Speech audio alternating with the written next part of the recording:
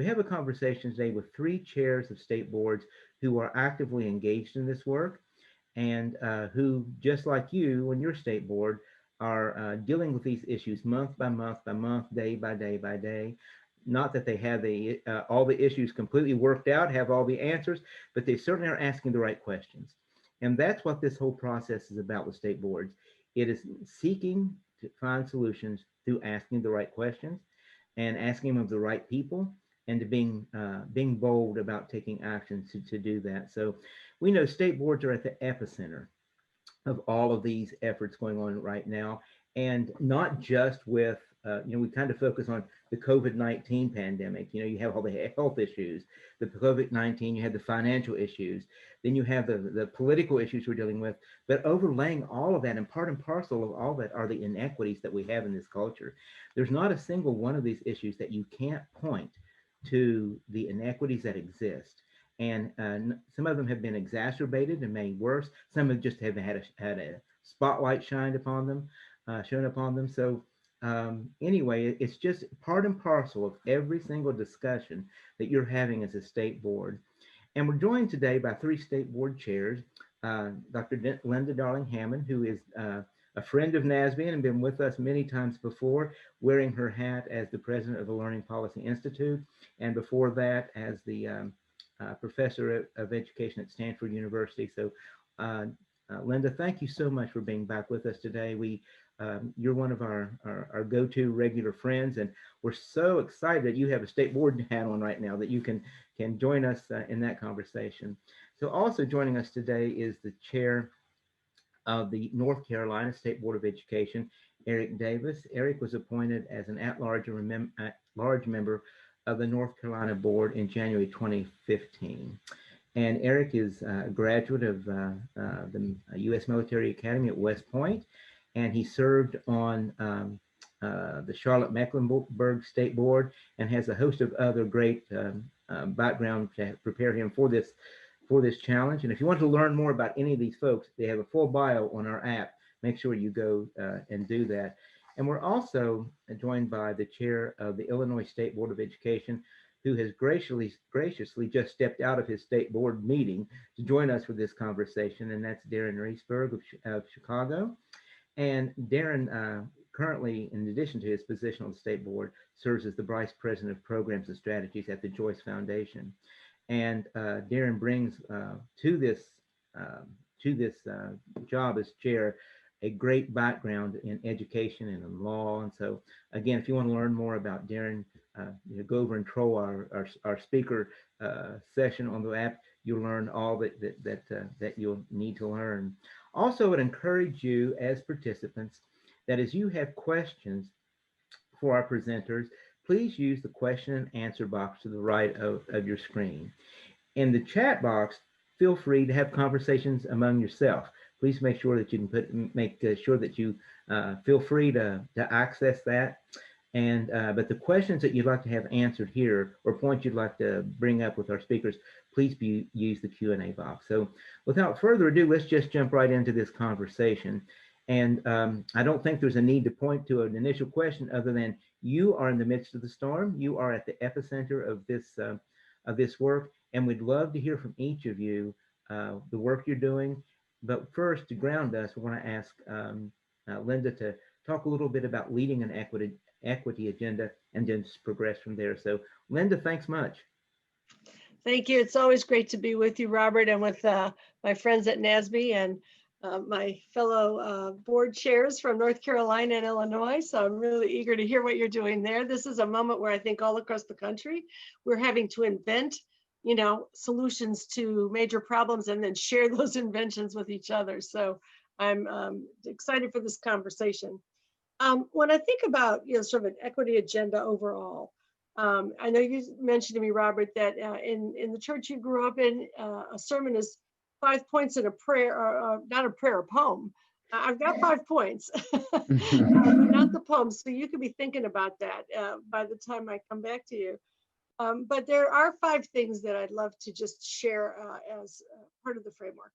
One is right in this moment, the inequities, as you said, that are appearing, they've been there, but they're so pronounced. include, of course, the digital divide, which 30% of students in the country when the pandemic started lacked either a high-speed internet or a device or both. We've been tackling that in California very, very concertedly. And we've probably cut the digital divide by well over half. And we are just bound and determined to, finish that process. A combination of philanthropy and requests to corporations, but also use of federal funds, state and local funds, and we all have to deal with the broadband infrastructure issues that still plague us so until we get to the place where internet is like telephone. And that may require some federal investments as well. I was just before this meeting with our Department of Public Health talking about safe school openings, and that's another huge agenda. The COVID infection rates in California and in many communities are most severe, and the effects of the pandemic in communities of color, in low-income communities, both in terms of health, issues, but also loss of employment, loss of housing, food insecurity, healthcare insecurity. So focusing on what it means to serve kids safely. We've developed small group strategies that we can bring kids in, even where the infection rates are too high to open schools generally.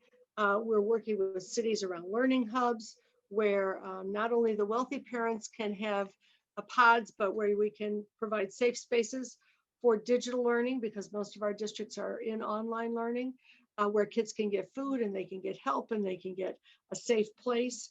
We have to think about how to support the wraparound services in mental health and social emotional learning that are so important. And we've given guidance to our districts to, when they think about assessment, to be assessing the well-being of children and putting in place the social and emotional supports, as well as the formative assessments of learning. The second thing that we can do in states, of course, and state boards are different in their reach and the areas of control, but I think probably we all have something to say about the accountability systems in our states. We can look at things like inputs as well as outcomes. We will, for the first time in California this year, start to post information about learning conditions on our dashboard, as well as various outcomes. So what is the extent to which kids have qualified teachers? To what extent do they get access to a rich curriculum and to college-going courses? What about climate surveys and what kind of climate is in the schools? And of course, these can be disaggregated data by race, by language background, by disability background. And what about the availability of wraparound services? We in California also include suspension rates in the accountability system. And that has driven exclusionary discipline down significantly in the state. It has opened up a demand for learning about alternatives to suspension, restorative practices, a variety of other strategies around social emotional learning and supports that keep kids in school and actually address the issues that they are encountering. So those are things that state boards can also pay attention to, is how does our accountability system really track whether we're giving equitable learning opportunities as well as what the outcomes of those learning opportunities are. A third area that I think of is assessment. How do we design assessment? How do we use it? In our case, we happen to use the Smarter Balance system, which has a lot of accommodations for students who are English learners, who are students with disabilities, and makes it very accessible to all learners, so that there's a sort of a level playing field, if you will, for engaging in assessment, accompanied by interim assessments, formative assessments tied to curriculum resources, so that we're not only wringing our hands about disparities in test scores, but we're giving teachers tools for how to figure out where their kids are, to go deep on that, to access instructional resources that can allow them to teach to that zone of proximal development for students and to help them make progress. Ultimately, there is a conversation in the country. There were many examples in the 90s of states that had curriculum embedded assessments where students were engaged in performance-based activities and projects and papers and so on. And one of the things that, and the AP exam now does that in their last couple of courses, the International Baccalaureate works in that way. One of the virtues of looking to resume some of those practices is that it brings curriculum equity. All the kids get access then to the kind of rigorous thinking curriculum that might otherwise be available only to a few. They're all doing their science investigations. They're all engaged in, the various kinds of research projects as part of the assessment system as well as the curriculum delivery system. So I think that's an area that we can do more with, and that many, many countries use to close the opportunity gap. A fourth area is the supports that we give for culturally responsive and culturally sustaining teaching and curriculum, and many states are putting in place those kinds of resources and tools for the curriculum and kids experience to represent them and also to enable their understanding of themselves and others. And then finally, we can take steps around professional development and training for teachers and leaders so that they have a developmentally sound platform so that they understand how to address issues like stereotype threat, how they can engage in anti-racist teaching, how they can bring a knowledge base that is really responsive to the needs of all kids. And so these are all areas that, to varying extents, state boards can take up as part of really creating an equity culture.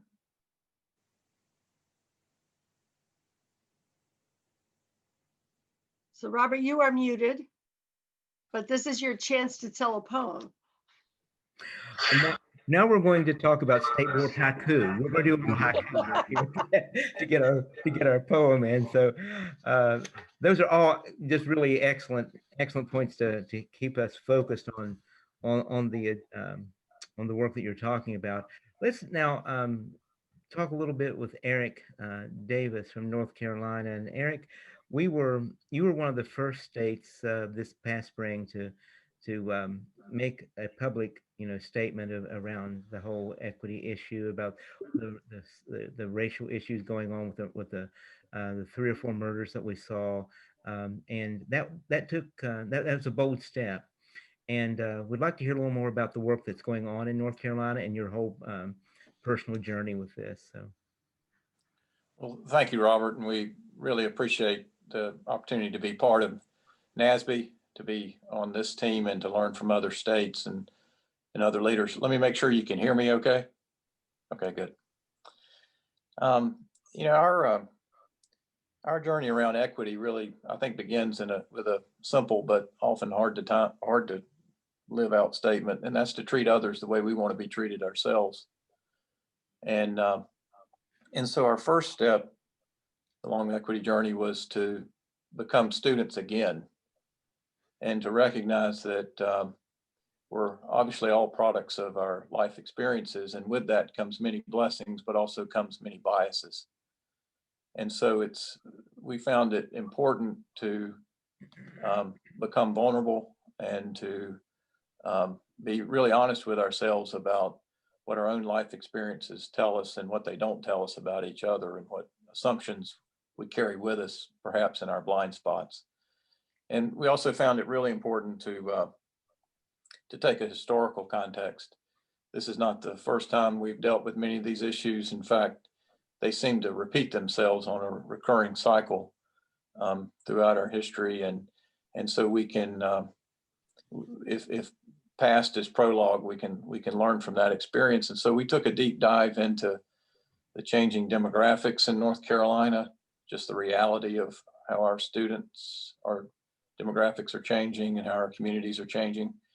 And we looked at our own data, which was quite disturbing, to be honest with you, about the persistent gaps that we have. But what that led to was open and honest dialogue between board members where we learned from each other. And that was one of the most valuable parts of the experience. So once we had that sort of foundation, the next thing was to create some sort of a common language that we could work through. And the foundation of that common language was trying to work through an agreement around what equity means and how we define it. And that was no small task. It was very challenging. It exposed our differences and our perceptions, but in credit to my colleagues that we were able to find the common ground, and it usually centered around students and what's in best interest for students. But having that common definition of equity was a key next step. And from there, we then moved to a broader platform of trying to establish priorities and guiding principles. And that also took some deep internal focus, as well as some difficult conversations about how we perceive what's happening in our society and in our state today. We settled on two areas. One was we want to deliver equitable education for all students. And second, we want to educate the whole child in every single student. So that dual focus gave us a degree of balance, and it also were items that we could weave through every part of the work that we do on the state board.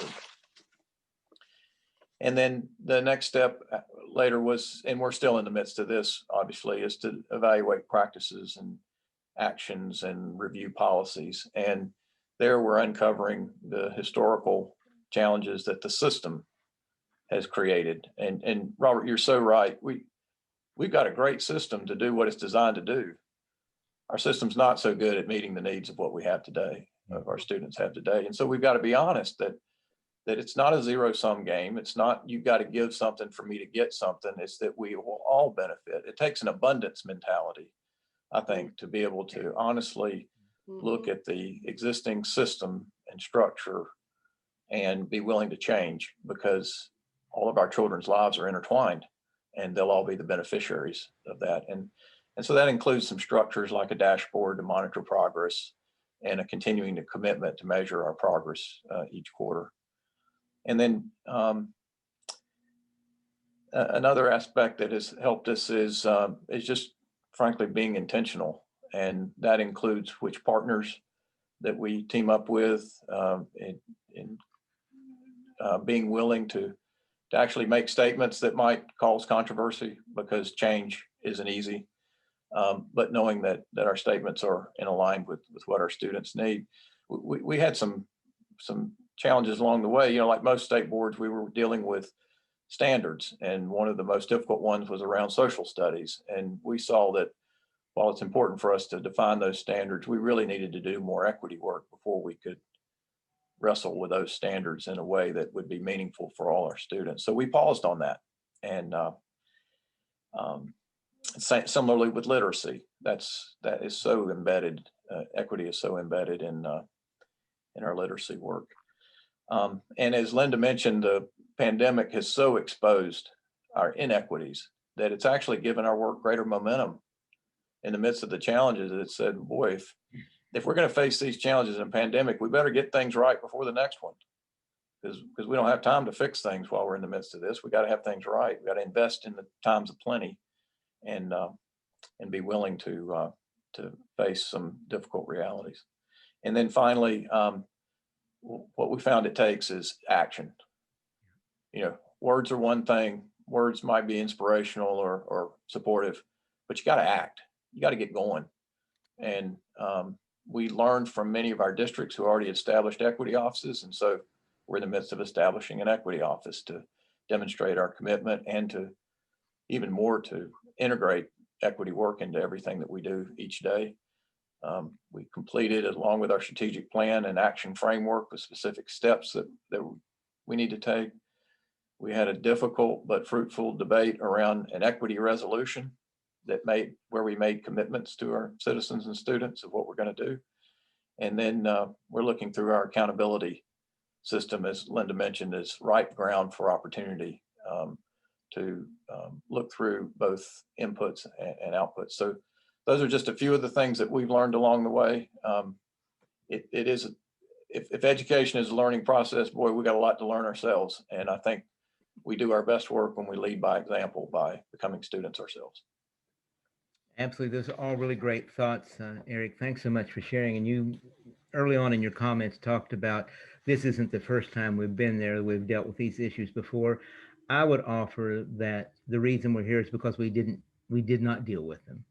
That as things have progressed, we thought we dealt with them. We fiddled around the edges. We did not change the system. We treated the symptoms, not the illness. And so I think that we are at a time now in our history in a country that the pandemic has given us a gift, that I think everyone feels personal vulnerability because of the pandemic, and it's led to a collective vulnerability that we as a nation now may be at a point that we are able to collectively make our system and make our culture vulnerable to act on these things. So I think that the pandemic has actually given us a gift of collective vulnerability that we can deal with some of these issues now. So that's my armchair philosophy, at least, that I'm thinking that that's where we are in this moment in time. So thanks for sharing that. And you also talked about the definition of equity.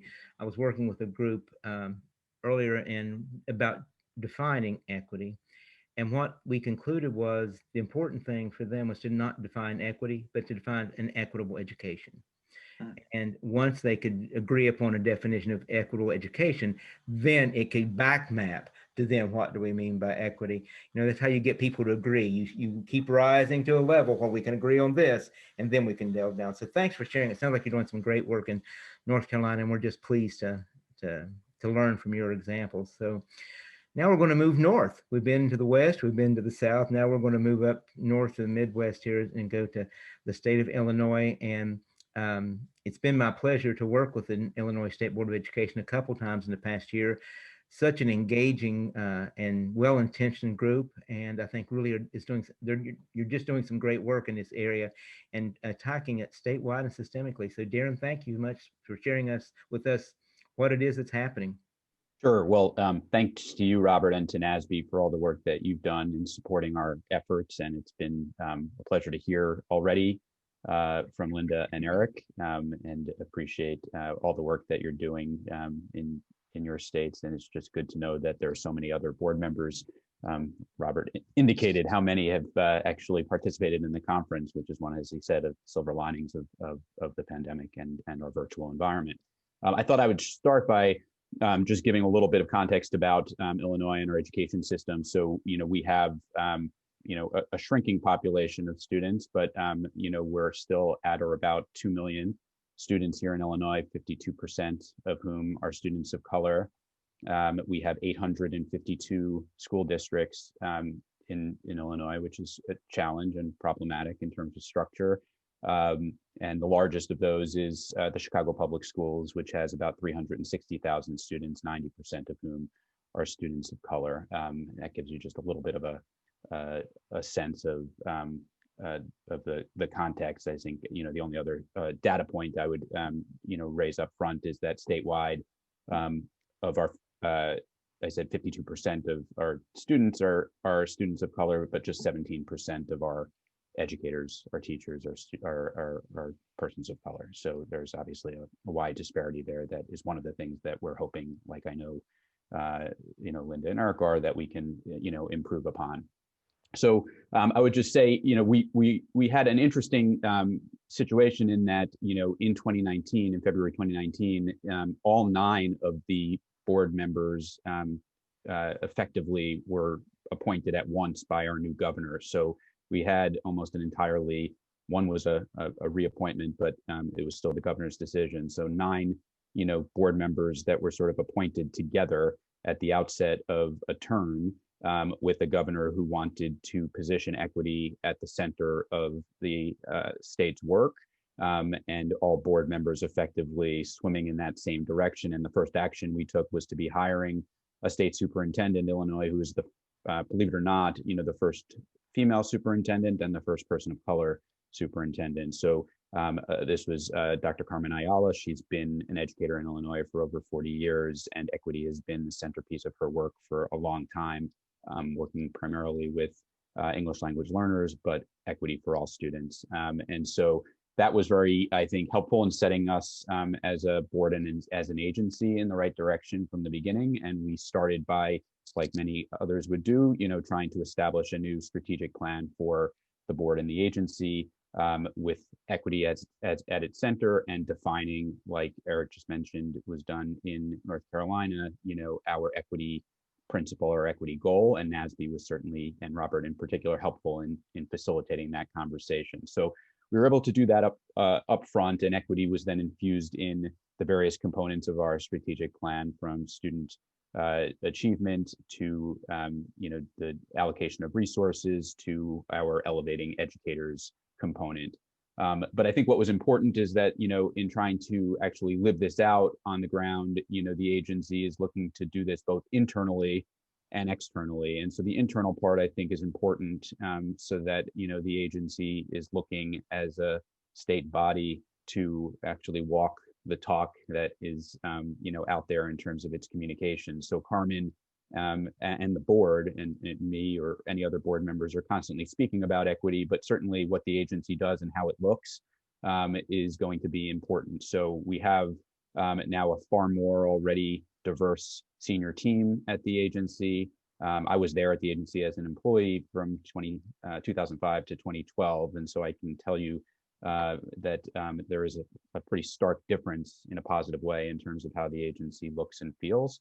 And the language that the agency uses in a relatively consistent way. So that's been really helpful. Also, in an inside way, the agency is using an equity impact analysis tool just to ensure that the decisions that the agency is making internally now are being looked at through an equity lens. And something that I think our board has been looking for, and I know the agency is working on, is trying to make sure that then every decision that's coming to the board for the board to be acting on has in the materials, a section that details the equity impact of that decision that the board is going to be making, with as much data as possible, in order for us to understand the impact of what it is that we would do. So that's been very helpful on, sort of an internal side, both in terms of the agency's actions and the agency's relationship with the board. On the external side, a number of different steps that, Illinois is looking to take. One that will be, I think, a big step, and it's still early in process, is, for ISBE to develop an equity journey continuum, which it will actually be utilizing with all school districts in order to identify where a school district is on its equity journey, and that this would be something that would be on school districts' report cards starting in 2022. Obviously, that is something that will be, I think, a challenging conversation for us to be having with our 852 school districts. So not an easy step or hill to climb for us, but something that the state superintendent has been clear is a priority of the board and the agency, and something to which we're committed. Looking to foster a deep understanding of the urgent, need to address achievement gaps, as we've talked about. One thing we'll do is look to expand assessment literacy through the implementation of training models focused on the importance of addressing those gaps, and those, modules should be complete by June of 2021.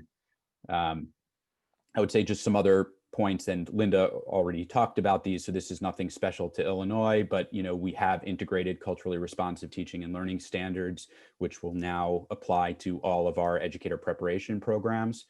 So these standards will hopefully best ensure that our educators are prepared to be teaching all types of students in sensitive and respectful ways. And so that's something that, we're really excited about. And then we're also doing that hard work right now of revising our social science learning standards. We have a team sort of across, state team that's working on that right now. And that's all happening at the same time as the Black Caucus of legislators within, our Illinois General Assembly has made very clear, certainly since the impacts of the pandemic and the civil unrest, resulting from the murders of George Floyd and many others. I think not surprisingly, the Black Caucus has made clear that this is the time to be seeing systemic change across the board in education. And their move here aligns very well with our equity agenda. So I would say we have some good fortune in Illinois that, we have a governor, a general assembly, a state board, a state superintendent that, are pretty much singing from the same hymnal, to talk about prayers and poems and keep that analogy going. So that's just a sense of some of what we're here doing in Illinois. Again, never the work is never easy, but I couldn't be more proud to be a part of it. Thanks, Darren. One of the things I was particularly impressed with the work in Illinois is distinct strategies for that equity journey, what the equity impact, both not just with the state board, but how then that is lived out through the entire system, from districts to schools, to that it is a statewide initiative. And it doesn't, sometimes in those type of situations, it can ring almost as this is a mandate that that's laid on top of something. This is something that that really people feel is punitive, or feel it is a part of accountability.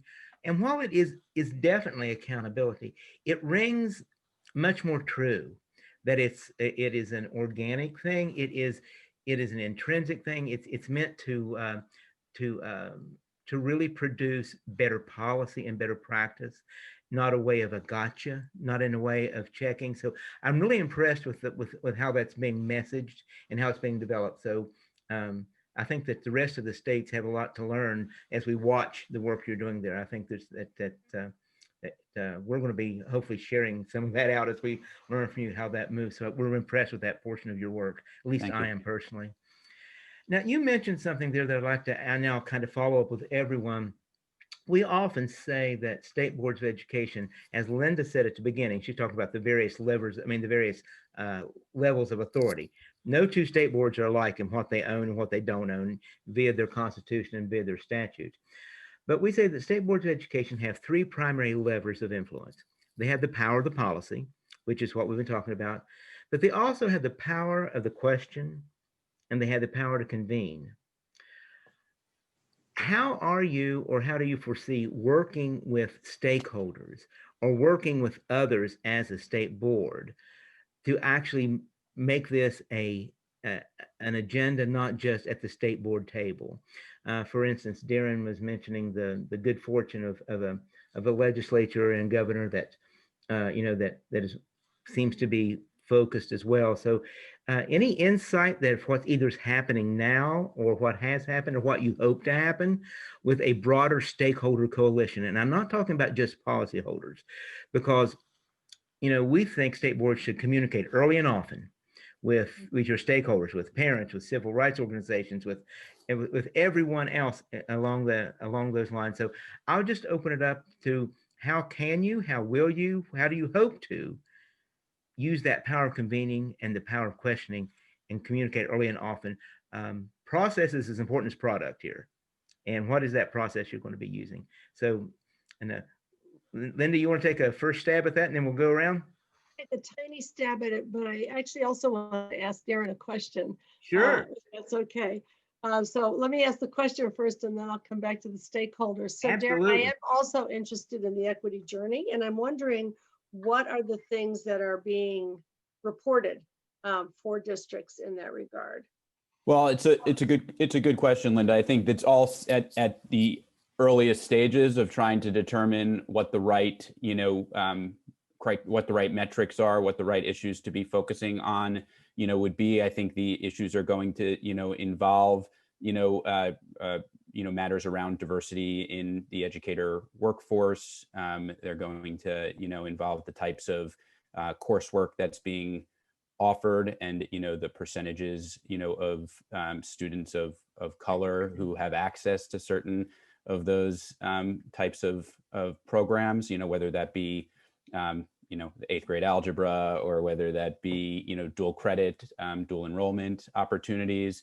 and how those, especially in larger districts, how those resources and opportunities are allocated across the district. So, those would be the types of questions and the types of issues upon which I think the equity journey continuum would focus.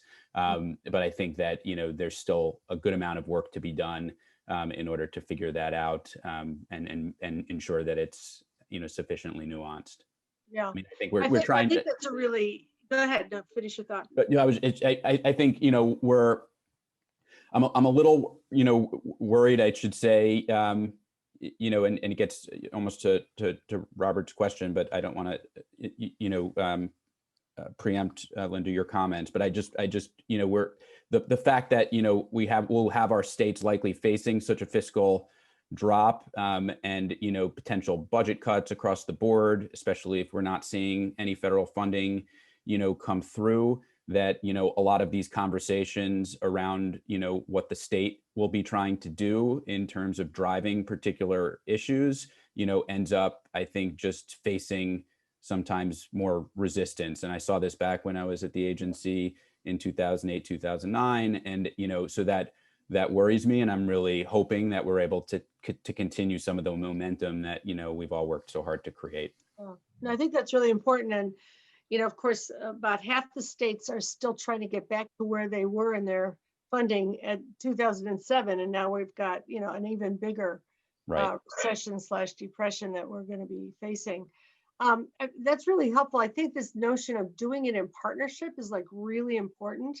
I think about our different states. California had a very inequitable and inadequate funding system for a long time. We're just now, getting the benefit of some more progressive funding that came in around 2013. Illinois has just changed its school funding formula to be much more progressive than it was in the past. North Carolina has struggled with ins and outs of the funding processes in the state. And so when we ask local districts to demonstrate what they're providing for kids, some of that is relevant to what the state has been providing to the districts so that they can provide those resources to kids. And so I just appreciate the fact that you talked about how this is a partnership activity and not a gotcha. That everybody takes responsibility for what are we jointly able to provide to kids, and then how do we use that as a diagnostic to figure out what the next steps are, not only locally but also at the state level, right? Because sometimes we have to figure out how to change some of the bigger levers that either do or don't provide districts with a supply of well-trained teachers and school leaders, or that wherewithal to offer a lot of AP courses in the high school or whatever it might be that we're talking about. So Thank you. I appreciate you sharing more about that. It's the kind of thing that I think both with Eric's equity sort of statement and the notion of an equity journey are things that are worth really getting our heads wrapped around.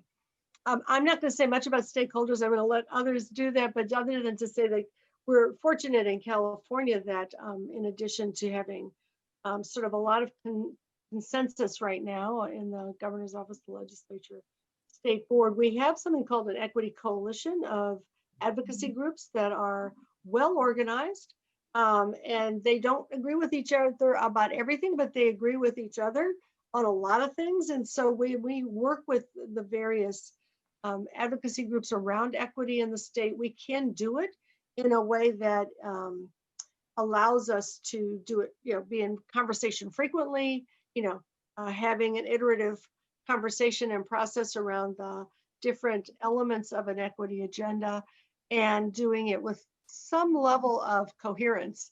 And it's not like that in every state, but we're fortunate to have that circumstance.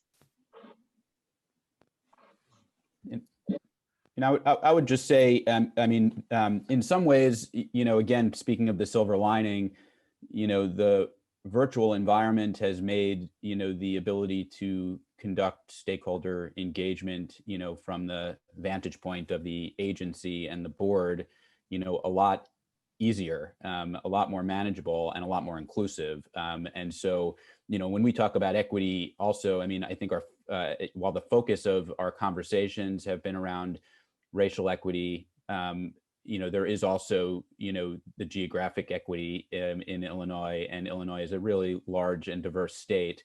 And there haven't been, as many opportunities to be bringing in voices from far Southern Illinois or far Western Illinois. And today, just as an example, we had tried as a board to be having some of our board meetings, out in school districts across the state. And, that obviously was upended once COVID hit, but we were able to just get, a superintendent from Macomb School District, which is in far Western Illinois, just to zoom in to talk about how, COVID has impacted his district and, some of the equity issues that the district is facing. And it was just really nice for Macomb to have a voice at a board meeting when that likely wouldn't have happened, otherwise. And we are able to do that more and more these days. Great.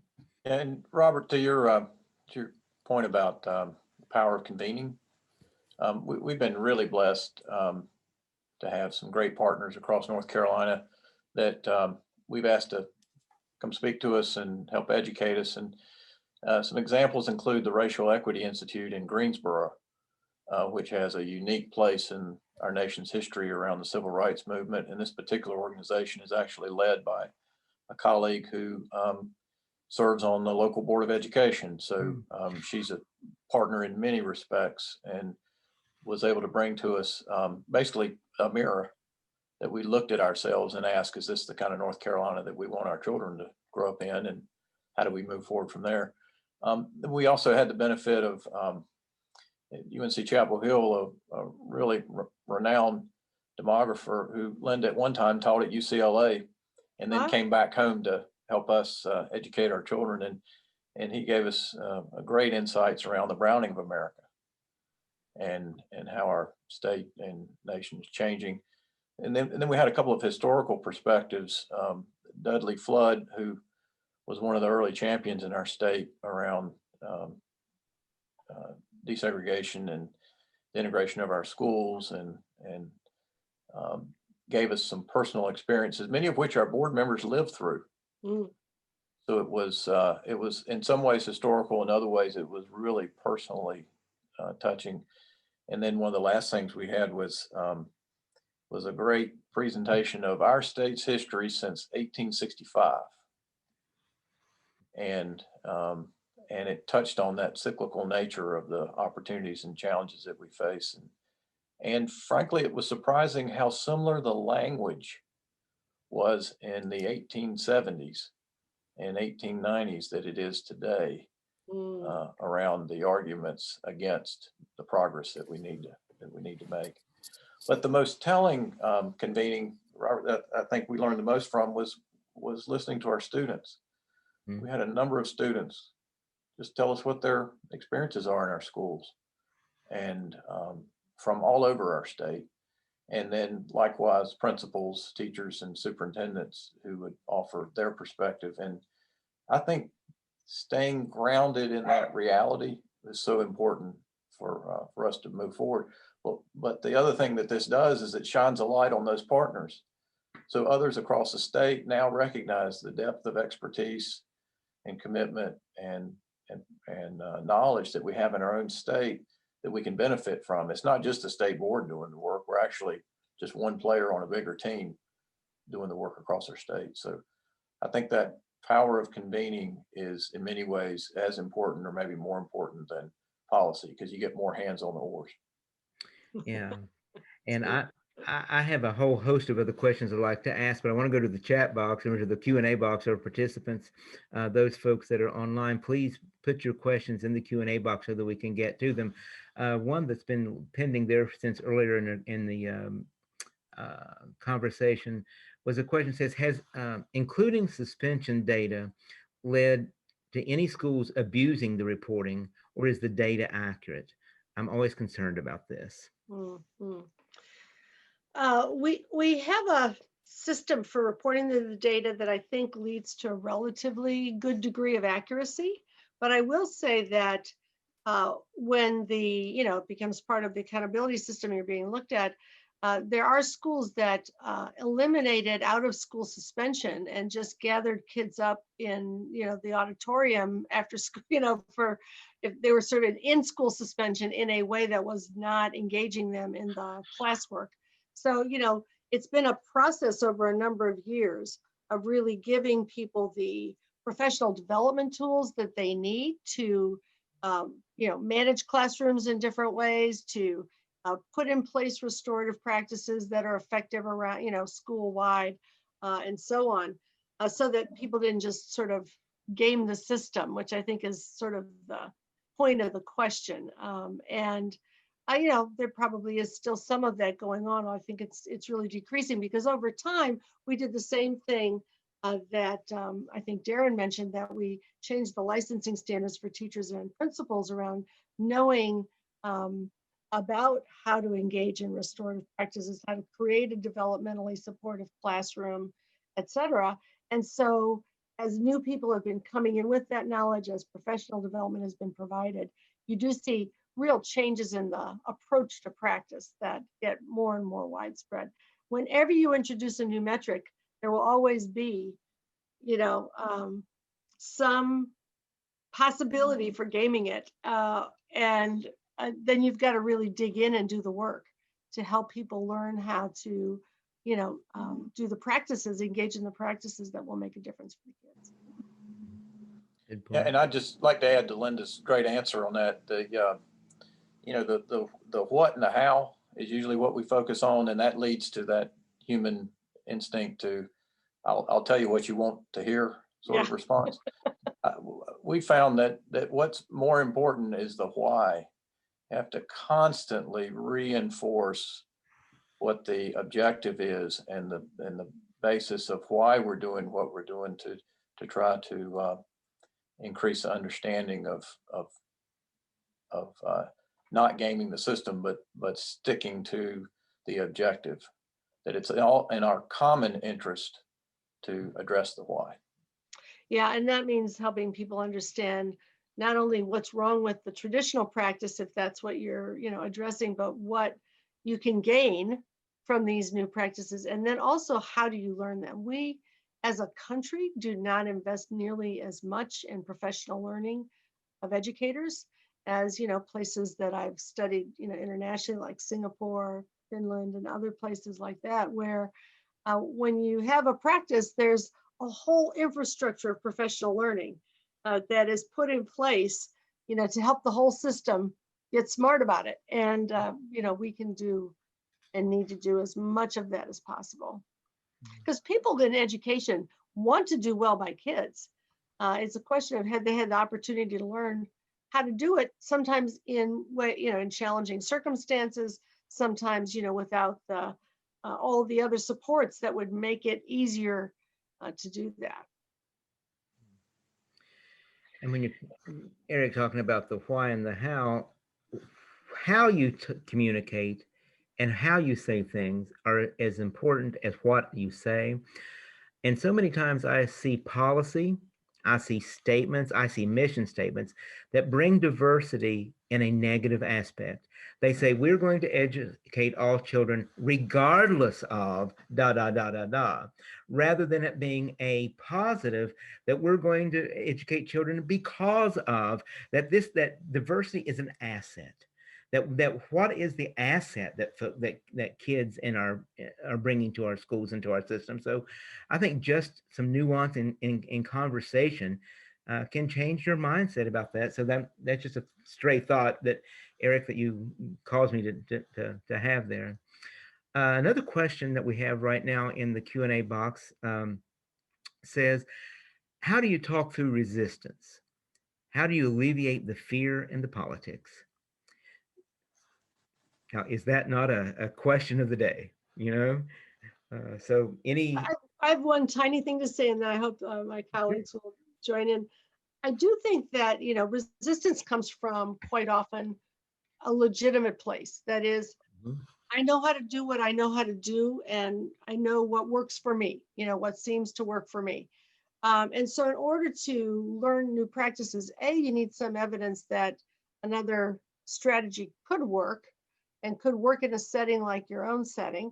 And then you need some opportunities to learn it and try it with help and assistance, coaching, etc., so that it's not giving up what you have been doing that has been working for you without any way to cross the bridge to, the unknown, which may or may not. And the other thing is that we do have too many fads that are thrown at schools. So having a little bit of resistance is not a bad thing sometimes, because if you did you changed your practices the way people change their socks, it would be very disruptive. So a little resistance can be sometimes a way to say, like Missouri, show me, prove to me that this makes sense. And then, if I decide it does, give me help to get there. Yeah, and I would say from, the standpoint of Illinois, a lot of what we've, historically done, even in terms of, for example, ensuring that we were able to change the funding formula that Linda just mentioned earlier, is through data and transparency, and being able to demonstrate the unequivocal way in which resources have been unfairly allocated, and the results and impacts that that's had on communities, and in particular communities of color and low-income communities.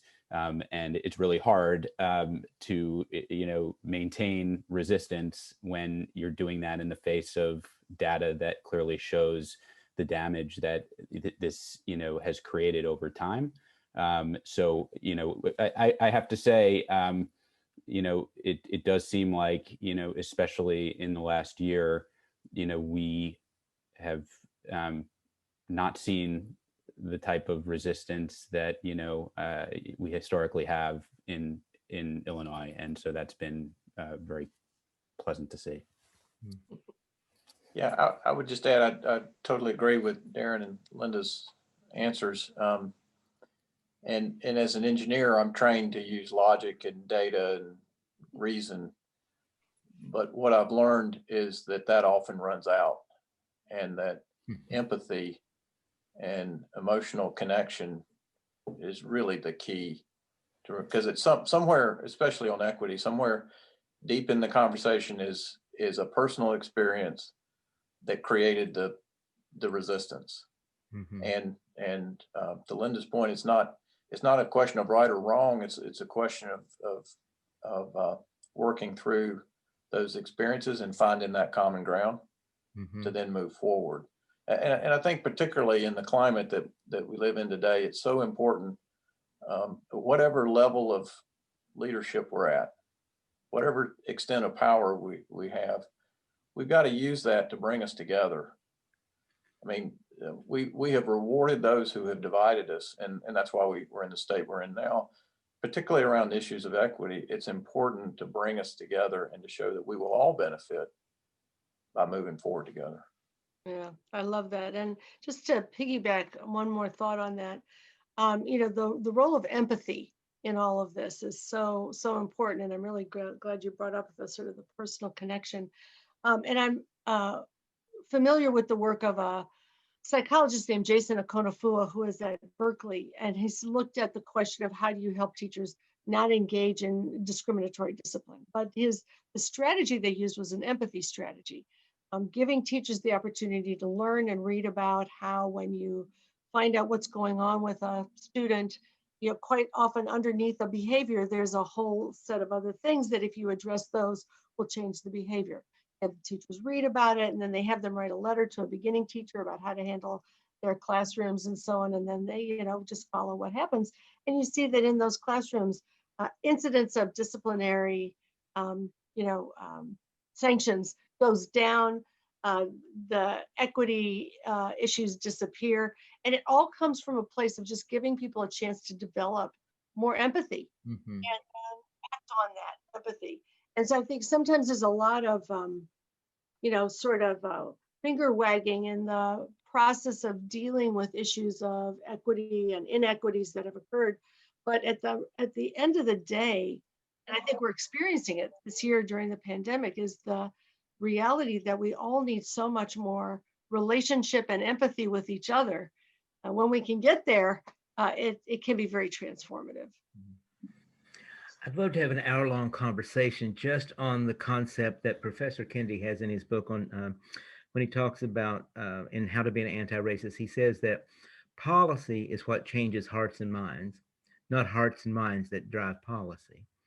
And this conversation we just had it would be a great conversation to have that about that empathy. How does the heart and mind influence policy, as opposed to policy being what drives the hearts and minds of a society? I think that's kind of a Plato-Socrates change here that we exchange that we need to have at some point. So we'll hold that for next year's conference. Come back to this group and have that conversation. But those things just intrigue me. That kind of thinking. We'd have just a few more minutes. I think we have time perhaps for one more question and then a little bit of a wrap up. We have several questions in the Q&A box, but I'm going to go to the one that says, how do you identify partners that can leverage and maximize your equity work? Let my colleagues go first on that one.